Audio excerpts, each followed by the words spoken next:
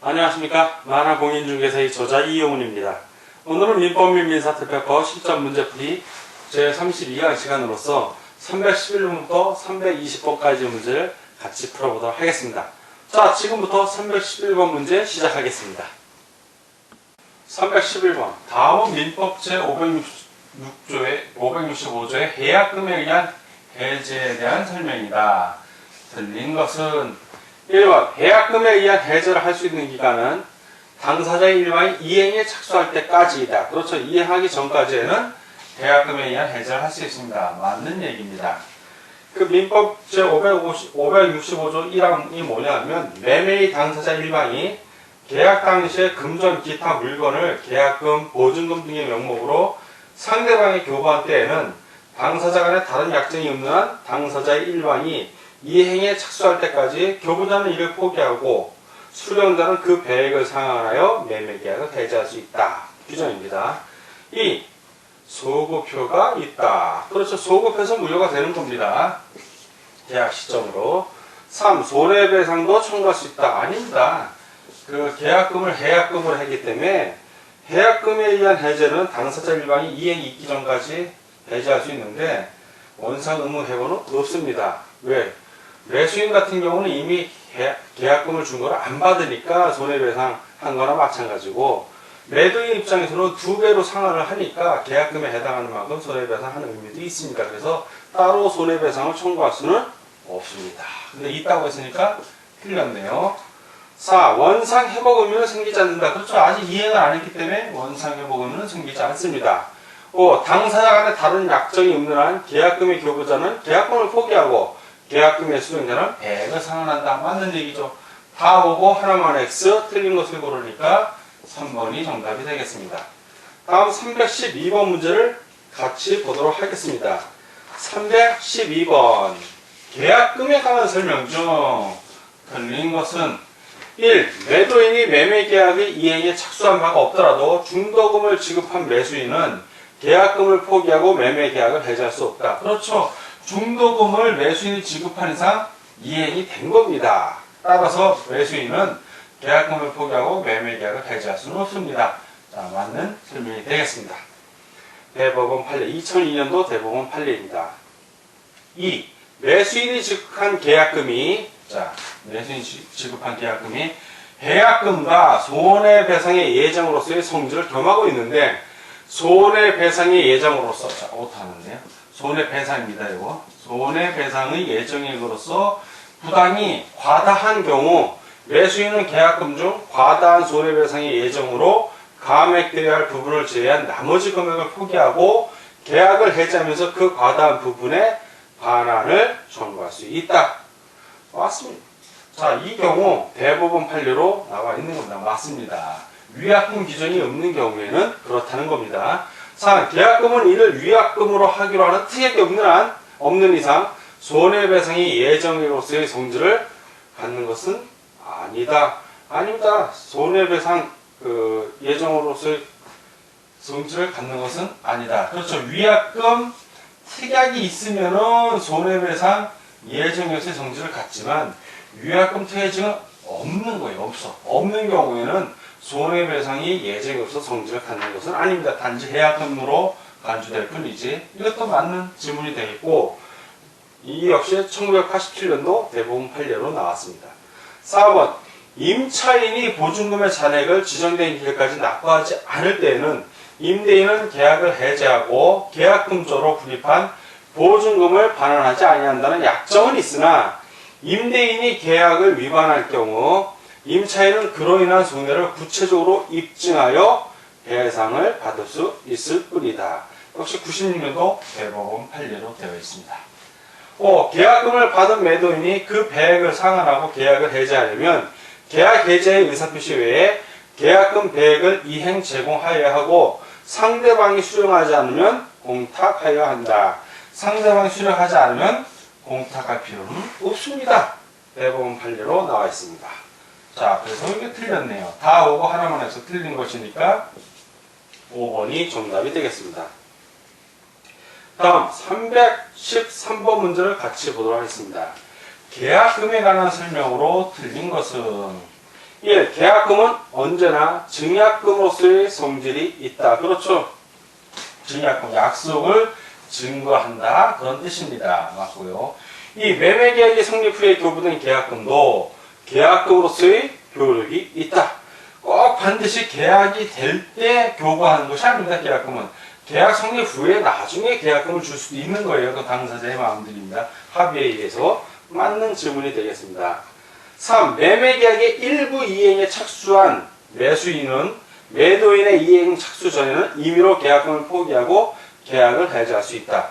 자, 지금 매매계약의 일부 이행, 중도금을 냈다는 얘기예요. 이렇게 한 매수인은 그 임의로 계약금을 포기하고 계약을 해지할 수는 없습니다.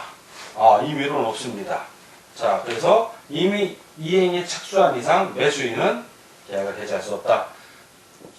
틀렸네요. 이게 4번 매매 계약금을 위약금으로 하는 특약이 없는 한 채무 불이행을 이유로 계약이 해지되더라도 실제 손해만을 배상받을 수 있다. 맞습니다.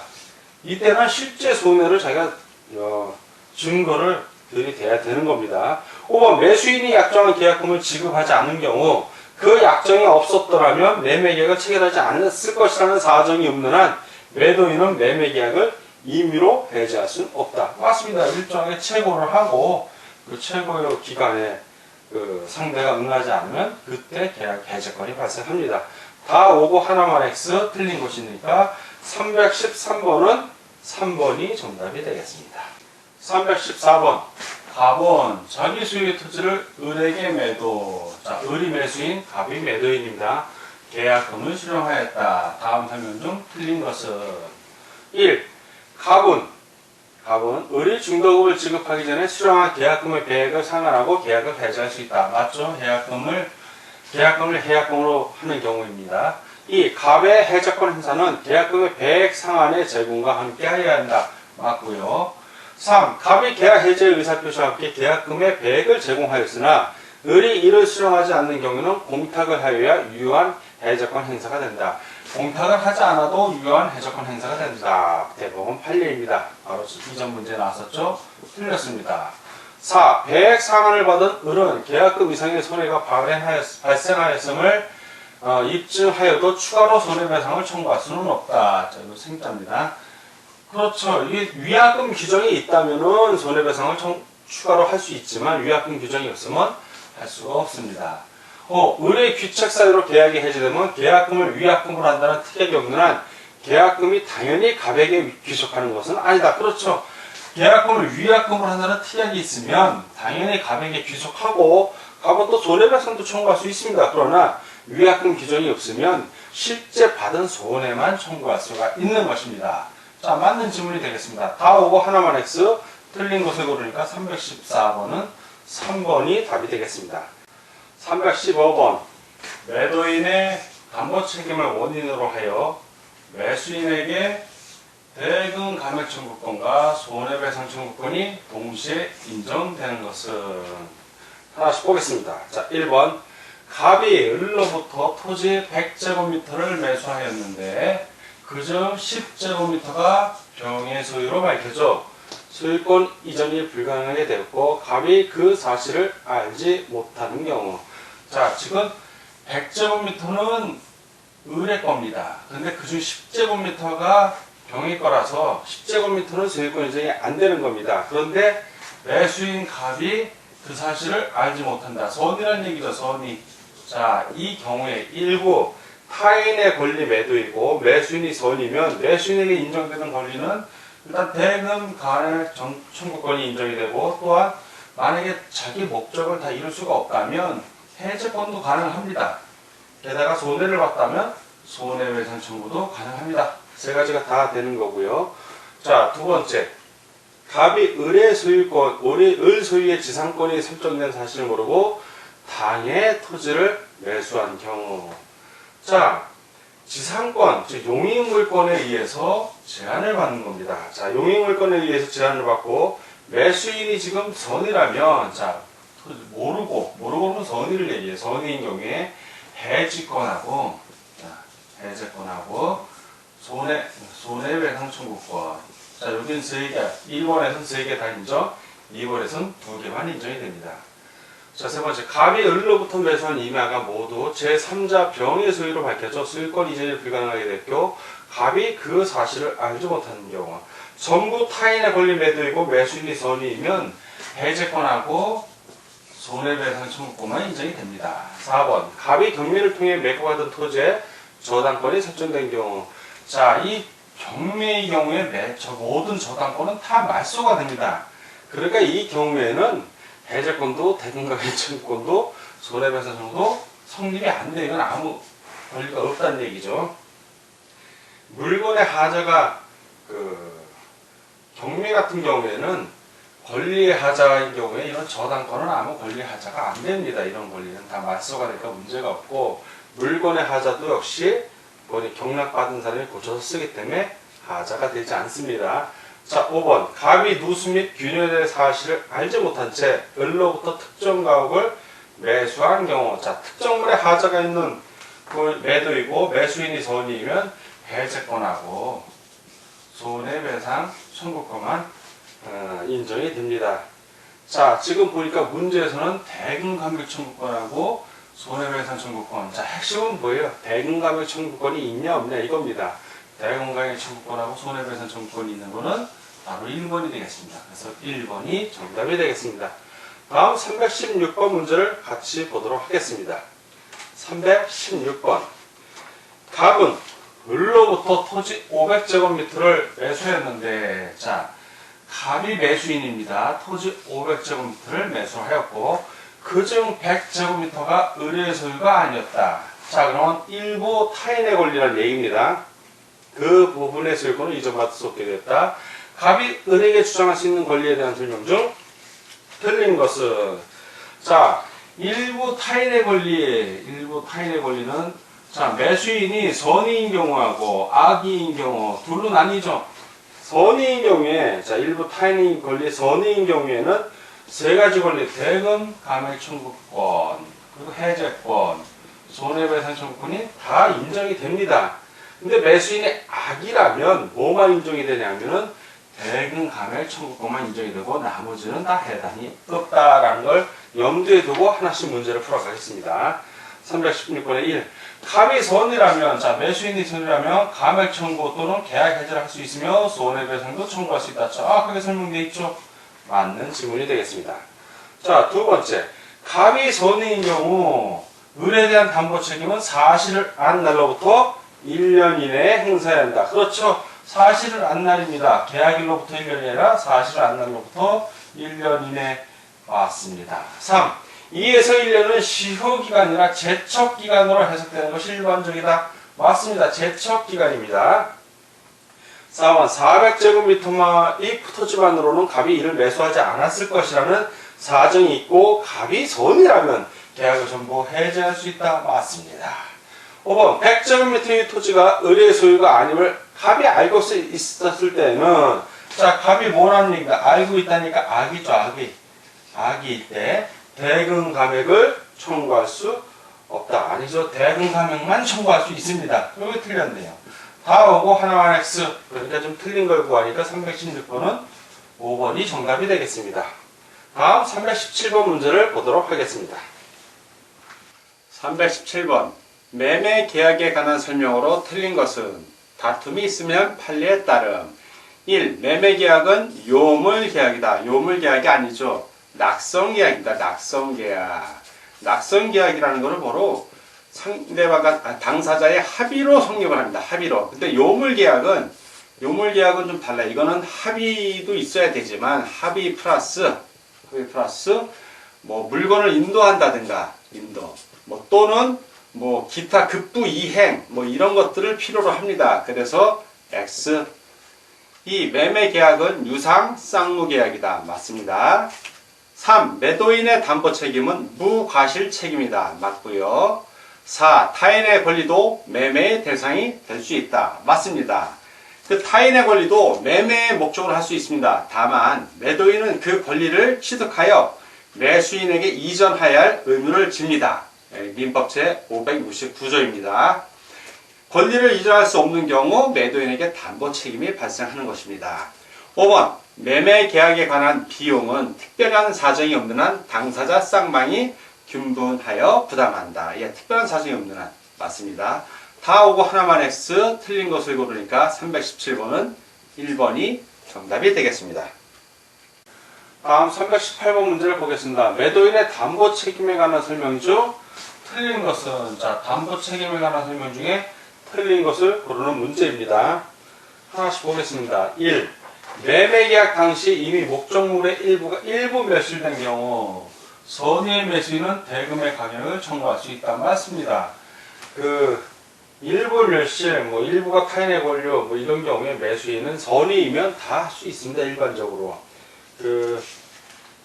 수량부족 일부 멸실의 경우 매수인이 선의이면 대금감액 청구, 해제권, 손해배상 청구를 모두 갖고, 다만 매수인이 악이면 이러한 권리를 가질 수 없습니다. 자, 두 번째, 매매 목적물이 전세권의 목적이 된 경우 선의의 매수인은 계약의 목적을 달성하는 없는 경우에 한하여 계약을 해지할 수 있다. 맞습니다.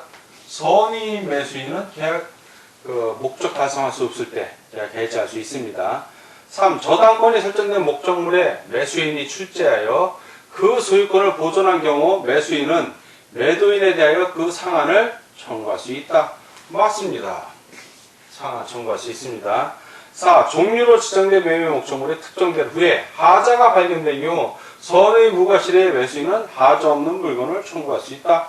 역시 맞는 질문입니다.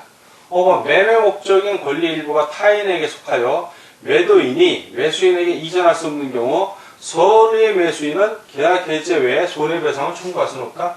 계약 해지도 할 수 있고 손해배상도 할 수 있습니다. 손해배상 청구도 할 수 있습니다. 자, 그래서 이거 틀렸네요. 지금. 다 오고 하나만 X 틀린 것이니까 318번은 5번이 되겠습니다. 다음 319번 문제를 같이 보도록 하겠습니다. 319. 담보 책임에 따른 매수인의 다음 권리죠. 악의의 매수인도 행사할 수 있는 것은 1. 권리의 일부가 타인에게 속해. 자, 권리의 일부가 지금 타인에게 속한 거예요. 매도인이 그 권리를 취득하여 이전할 수 없는 경우 대금 감액 청구권. 자, 악의여도 대금 감액 청구권은 발생을 합니다. 권리의 일부가 타인에게 속한 경우에 요때 가능합니다. 자, 두 번째, 이 1의 경우 손해배상 청구권은 인정 안 됩니다. 안 되고, 수량 지정 미매에 있어서 수량 부족으로 인한 대금 감액 청구권.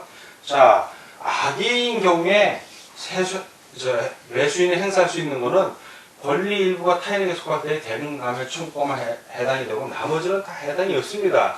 대금 감액 청구권 역시 해당이 없고, 매매 목적물이 유치권의 목적이 된 경우에 계약 해제권도 없고, 종류 매매에서 완전물 급표 청구권도 없습니다. 악의인 경우에는 다 없다는 얘기예요. 자, 오로지 언제 권리 일부가 타인에게 속해서 그 권리를 매도인이 취득하여 이전할 수 없는 경우, 그때 악의의 매수인은 대금 감액 청구권만 인정이 됩니다. 자, 따라서 지금 319번의 정답은 1번이 되겠습니다. 다음 320번 문제를 같이 보도록 하겠습니다. 320번. 갑과 을은 면적을 가격 결정의 제일 중요한 요소로 정하여 갑의 토지 100제곱미터를 을에게 매매하였으나 매수 을이 침량가가 90제곱미터로 밝혀졌다. 이 경우 갑의 담보 책임에 관한 다음의 설명 중 틀린 것은, 자, 수량 지정 매매입니다. 이 경우가 1. 을이 선의인 경우 대금 감액과 손해배상을 청구할 수 있다. 자, 맞죠? 을은 선의. 을이 악의인 경우 대금 감액과 손해배상을 청구할 수 없다. 악의인 경우에는 청구할 수 없습니다. 수량 부족 일부 매수일 경우에는 매수인이 선의이면 대금 감액 청구와 해제권 손해배상 청구를 모두 가집니다. 그러나 매수인이 악의이면 아무것도 행사할 수 없습니다. 자, 3. 을이 악의인 경우 계약의 목적을 달성할 수 없을 때에는 계약 해지를 주장할 수 있다. 주장할 수 없답니다. 악의인 경우에는 아무것도 주장할 수 없어요. 일부기 때문에 일부. 자, 수량을 지정한 거 일부가 그런 거기 때문에 수량 부족은 일부 멸실인 경우에. 자, 그래서 이것도 틀렸고, 이건. 4. 을이 선의인 경우에는 토지의 부족분을 안 날로부터 1년 내에 갑에게 담보 책임을 물어야 한다. 그렇죠? 안 날로부터 1년 내에 맞습니다. 토지 위에 제3자의 저당권이 설정되어 있어도 그것만으로는 갑은 을에게 담보 책임을 지지 않는다. 그 저당권 전세권이 설정돼서 담보 책임을 지려면 그 저당권 전세권의 행사로 인해서 매수인이 소유권을 취득할 수 없거나 취득한 소유권을 잃은 때입니다. 이때 매수인은 선의 악의를 불문하고 계약을 해지할 수 있습니다. 그러나 토지의 제3자의 저당권이 설정되어 있다는 것은 등기부 등본을 띄워보면 다 알 수 있는 사항입니다. 그래서 갑은 을에게 담보책임을 지지 않는 겁니다. 다 오고 하나만 X 틀린 것은이니까 320번은 3번이 정답이 되겠습니다. 자, 지금까지 민법 및 민사특별법 문제풀이 32강 시간이었고 311번부터 320번까지 부지런히 푸셨습니다.